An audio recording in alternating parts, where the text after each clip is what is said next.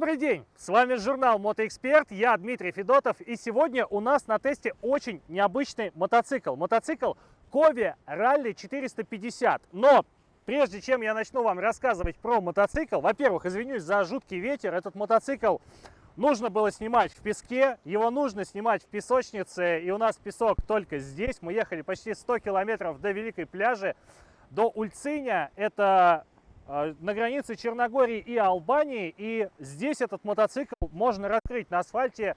Его не имеет никакого смысла снимать, потому что на асфальте он плохой. Но перед тем, как мы начнем, я хочу сказать спасибо компании Balkan Moto Travel, у которой мы этот мотоцикл взяли.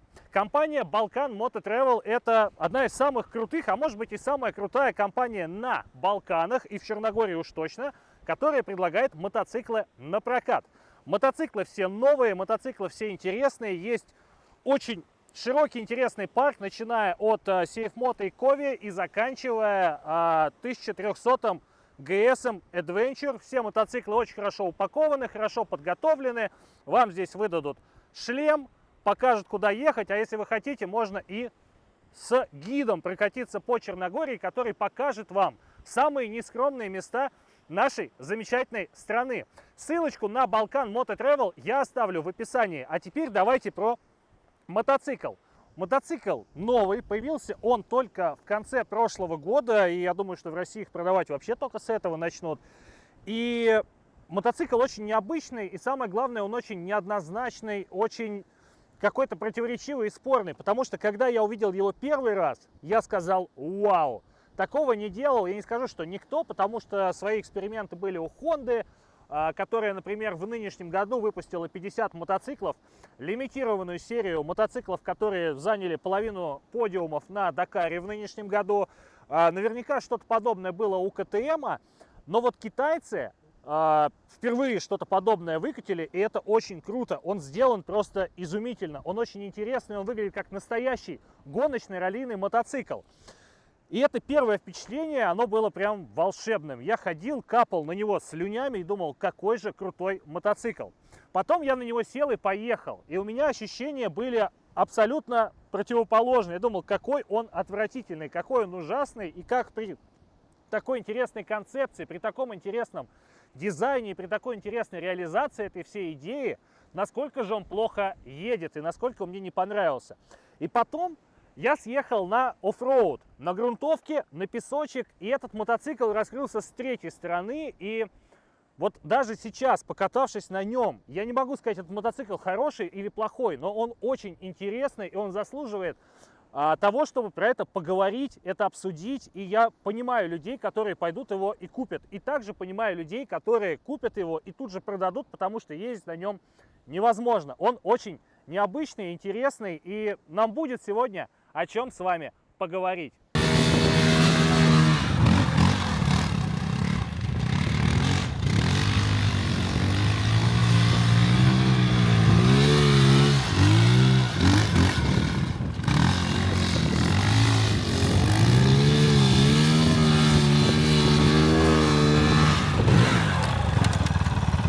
В основе этого мотоцикла лежит стальная рама. Вот можно увидеть эту диагональ, их две, с двух сторон они проходят.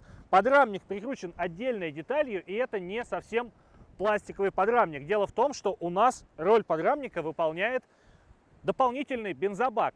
А всего здесь бензобаков 3. То есть это у нас первый, там второй, это третий. И все это реализовано по системе 2 в парадной, 1 в шоколадной. То есть здесь целых 3 пробки бензобака.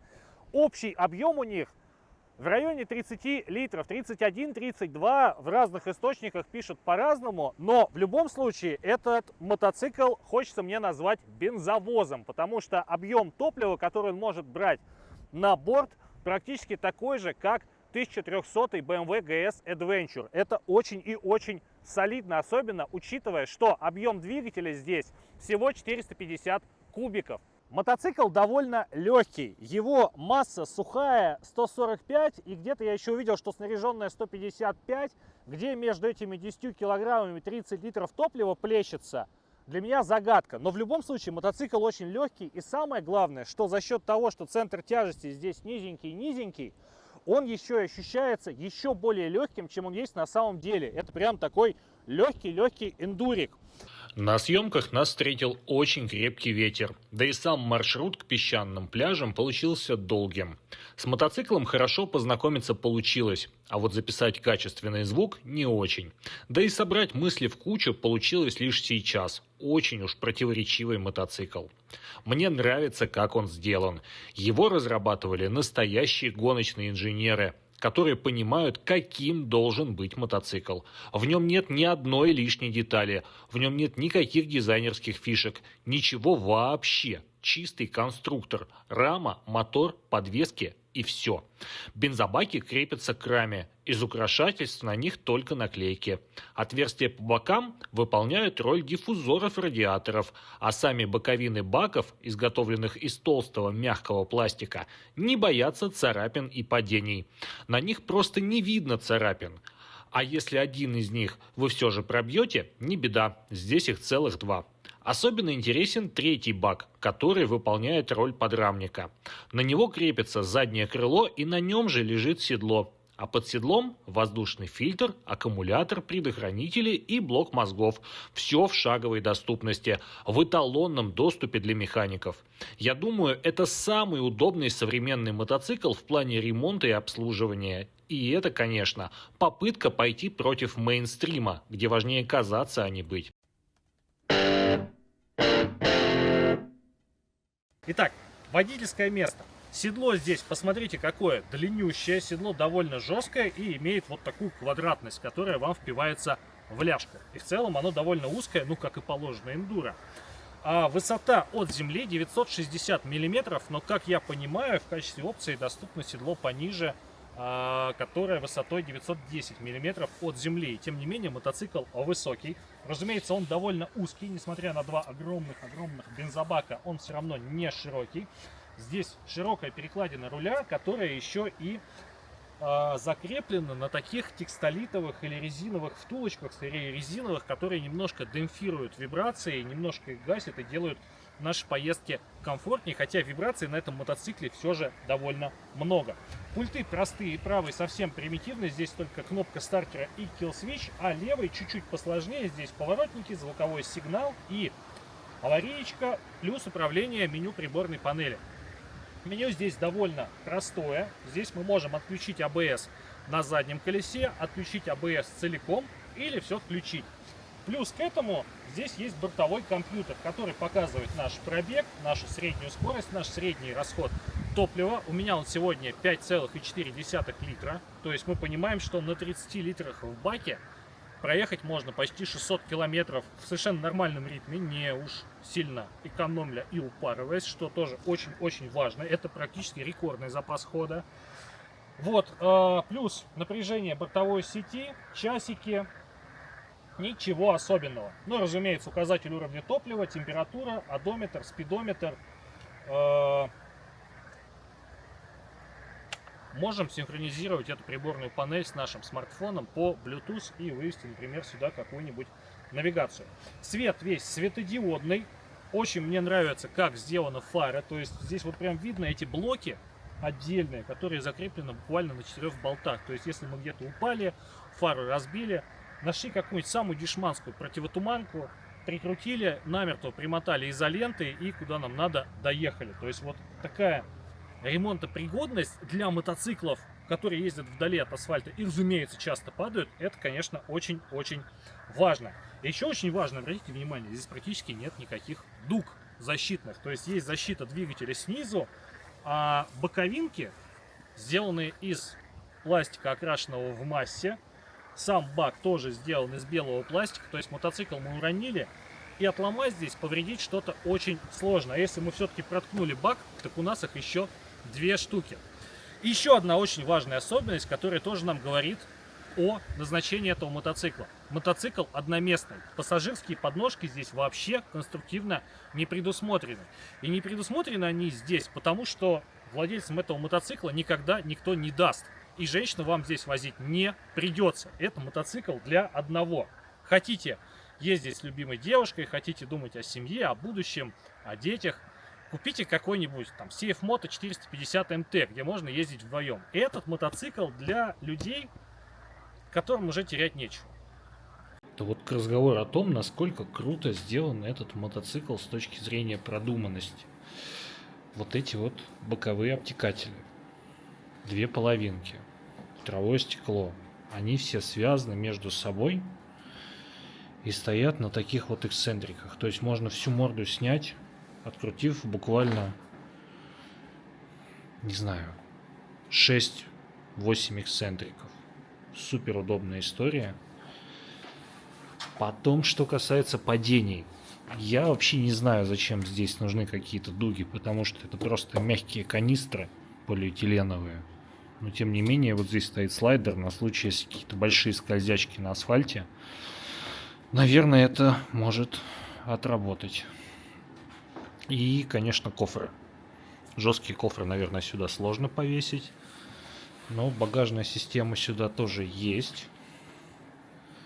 И вот так она выглядит.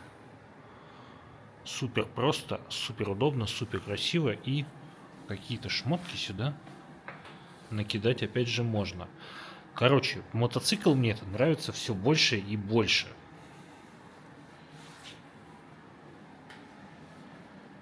Вообще компания Кове Мото чуточку выбивается из современного мотомира, где любые движения происходят только после встречи европейских инженеров с шальными китайскими деньгами. С Кове иначе. Кове со штаб-квартирой в Тибете основал китайский инженер и мотогонщик Джан Сюэ. То есть этот мотоцикл изначально китайский продукт. И это чувствуется. Он совсем не идеальный. Я бы даже сказал, что он куда дальше от идеала, чем может показаться на первый взгляд. Особенно на асфальте. Понятно, что от мотоцикла, стоящего на внедорожной шашке, сложно ждать внятных реакций на руль. Но даже если вынести их за скобки, аппарат будет рулиться на троечку. Он легкий, тощий, ощущается как какой-то велосипед. Ехать быстро на нем можно, но некомфортно и даже страшно.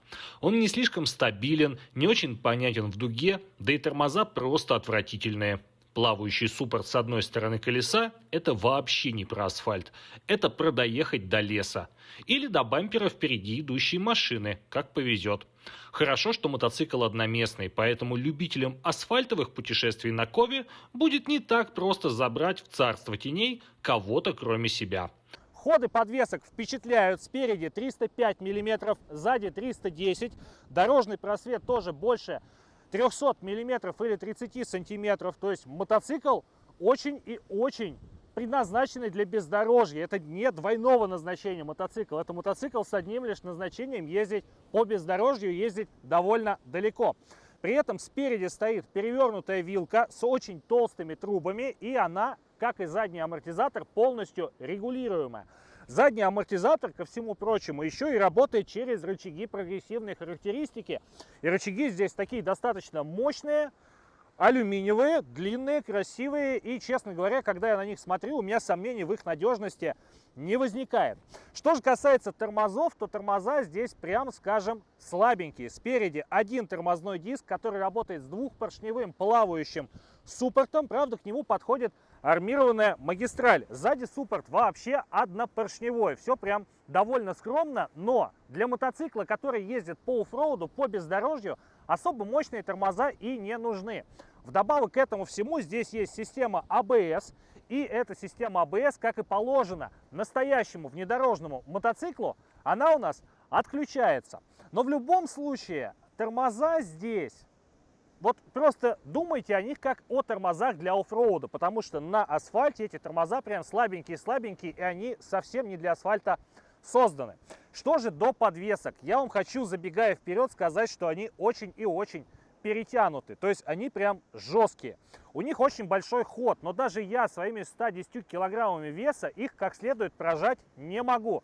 То есть я еду, когда по асфальту, у меня мотоцикл трясет, я чувствую все вибрации, при том, что здесь еще и руль на демпферах висит, все равно он, все, что есть на асфальте, он на вас передает. И я хочу сказать, что эти подвески не глотают.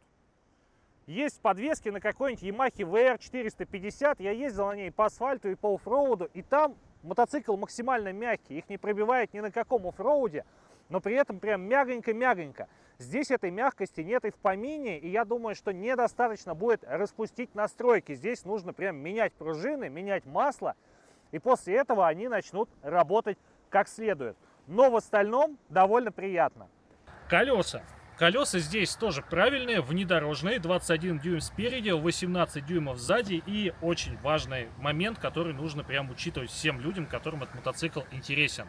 А колеса здесь спецованные и камерные. То и есть, с одной стороны, это очень хорошо для какого-то жесткого эндуро, когда вы замяли обод, и ничего с вашей камерой не случилось. С другой стороны, любой маленький саморезик, маленький гвоздик, это вам гарантирует часа полтора увлекательных приключений с монтажками, с заменами камер где-нибудь посреди ночной дороги, с поисками насосов и прочими романтическими вечерами. Но свои плюсы, свои минусы. И вот конкретно на этом мотоцикле я бы сказал, что камерные колеса это скорее достоинство, чем недостаток. Современные мотоциклы избаловали нас комфортом. Ветрозащита, обогрев, эргономика – вот это все, чего в Кове просто вынесено за скобки. Здесь ничего такого нет. Ветровое стекло защитит от набегающего потока воздуха разве что ваш пупок, а жесткое седло заставит страдать минут через 30 сидения на нем. Это не седло, это какая-то древнекитайская пытка. А еще подвески. Заявленные ходы в 30 сантиметров наверняка есть, но настройки таковы, что жестко ехать всегда, что по асфальту, что по бездорожью. Они вытряхивают душу на любом покрытии, и это, прямо скажем, утомляет. И не надо говорить, что эти подвески настроены для другого. Они не настроены вообще. Регулировки есть, но мы говорим о заводских установках, и они отвратительные. А еще, и это скорее проблема моих 195 сантиметров роста, чем мотоцикла, здесь тесновато ездить стоя. Руль хочется поднять сантиметров на 20, однако пилоты нормального роста этого недостатка не заметят, им будет комфортно. Мне же нет.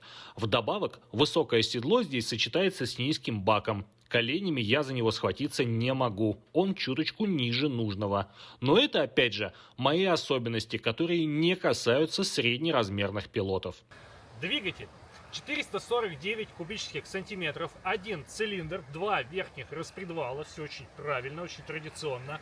Охлаждение жидкостное, два радиатора по краям центральной трубы и рамы, и снизу еще есть маленький радиатор масляный. Выдает наш мотор порядка 54-55 лошадиных сил аж на 9,5 тысячах оборотов. А пиковый крутящий момент это 40 ньютон-метров, а мотор выдает на 7 тысячах оборотов. Что касается размерности, 94,5 это диаметр цилиндра и ход поршня 64 миллиметра.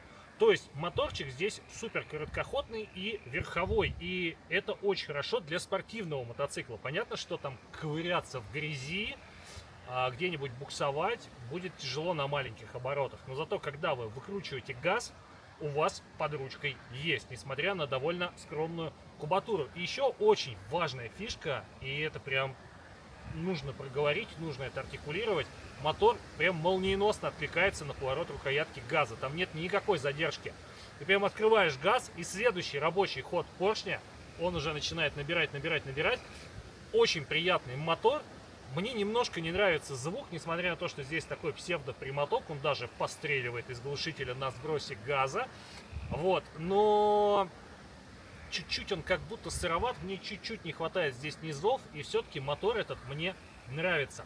Коробка передач здесь шестиступенчатая, сцепление многодисковое, в масляной ванне, все как у всех, но коробка передач мне не понравилась по двум вещам. Во-первых, у нас вот здесь идет карбоновая защита двигателя, карбоновая защита низа мотоцикла, и вот видите, здесь такой пропил, у меня нога здоровая, у меня 47 размер. И, соответственно, у меня появляется проблема с тем, что у меня нога упирается сюда.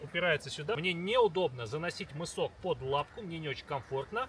И вторая история, сам ход рычага довольно непрозрачный, то есть вот нейтралку поймать, переключиться, нужно напрягаться, нужно включать голову, искать эту лапку, Это понятно, что частично с непривычки, но коробка здесь передач работает не так, как мы привыкли на нормальных мотоциклах. На Хондах коробка передач работает прозрачно, ты о ней не думаешь, ты просто переключаешь. Здесь она немножечко раздражает. И вторая вещь, которая меня раздражает, это сцепление, которое размыкается как бы не до конца. То есть, если вы оставляете мотоцикл на передаче, вам его надо подвинуть, вы рычаг сцепления выжимаете, он здесь не тугой, он довольно-таки слабенький, мягенький. Вы сцепление до конца выжили, а диски сцепления у вас до конца не разомкнулись. И вам надо... Мотор вы, конечно, не прокручиваете, когда вы на выжатом сцеплении его катите. Но крайне некомфортно, и в горочку уже надо обязательно искать нейтралку, чтобы просто перекатить мотоцикл. Это тоже бесит, но пока мотоцикл новый, у него пробег около 500 километров, может быть притрется и может быть недостатком это не будет. Но сейчас прям раздражает, и трансмиссия, ну вот прям тройка с минусом, как это все сделано. Отвратительно. Мотор 4 с плюсом. Версия европейского рынка, оказавшаяся на тесте у меня, адаптирована под требования Евро 5+, она тяжелее и слабее. В России, возможно, будет продаваться мотоцикл попроще, мощнее и легче. В любом случае, мы говорим про очень легкий мотоцикл с низким центром тяжести. И мотор. Мотор просто замечательный. Он верховой, ниже 4000 оборотов делать вообще нечего. Там он в состоянии только заглохнуть. В середине что-то есть, а к 7 он начинает работать так, как и должен. Очень отзывчивый, очень сочный, с хорошим звуком и удивительно комфортный в плане вибрационной нагруженности. Не знаю, как получилось снизить вибрации, свойственные всем одностволкам, но получилось. Для меня Кове 450 Rally самый противоречивый мотоцикл. Он прекрасно придуман и продуман. Он действительно уникальный с этой точки зрения аппарат. Его хочется иметь. Но куда на нем ездить? Путешествие? Сомнительно. Долго оставаться в его седле не хочется. А для оффроуда есть мотоциклы полегче и попроще. И получается, что этот мотоцикл лучше всего подходит для того, для чего его и придумали. Для ралли-рейдов. Любительских, профессиональных, неважно. Для других задач полно других, более подходящих мотоциклов. Подводя итог, Кове 450 Rally. Это мотоцикл очень интересный, очень необычный, очень противоречивый. Что мне в нем понравилось? Мне понравился мотор, мне понравилась безумно концепция, которая вообще, ну, на таком относительно доступном мотоцикле, в России он стоит меньше 1 000 000 рублей, появилась впервые. Это клево. Мне нравится, как он выглядит, мне нравится идея, мне нравится мотор, и мне нравится, что прям ходы подвесок, и колеса правильные, и все правильно. Что мне не нравится? На асфальте этот мотоцикл просто ужасный. Он себя ведет очень, я не скажу, что плохо, но как-то не очень прогнозируемо, не очень устойчиво, очень некомфортно. Но мы же понимаем, что этот мотоцикл не для асфальта. На асфальте вы по нему доедете до своей песочницы, до своей грязищи, и там вы на нем кайфанете, потому что на оффроуде этот мотоцикл, конечно, раскрывается, он становится интересным, и ты понимаешь, зачем его вообще сделали. Он в этом смысле классный, поэтому просто не надо сравнивать его там, например, с Сейфмото 450 МТ. Не надо его сравнивать даже с Гималаяном. Этот мотоцикл, вот он совсем-совсем оффроудный, хотя он вроде играет с ними в одном классе. Ну и плюс недостаток, который прям очень бросается в глаза, он немножко сыроват. Он немножко где-то гремит, он немножко звенит, он не очень совершенно сделан в плане каких-то деталей, немножко неаккуратно, немножко по-китайски. И это чувствуется, и это раздражает. Но в остальном мотоцикл очень интересный, и если вам нужен туристический эндуро, вот именно эндуро, и именно для путешествий с большим запасом топлива на борту, легкий, то это ваш вариант. На этом все. Спасибо компании Balkan Moto Travel за возможность с этим мотоциклом познакомиться. Спасибо компании Rolling Moto за экипировку. И спасибо компании Kinetic Fun за вот эту вот замечательную набедренную сумочку. На этом все. Подписывайтесь на наш канал, ставьте лайки и не забывайте оставлять комментарии. С вами был Дмитрий Федотов и журнал Мотоэксперт. До скорого!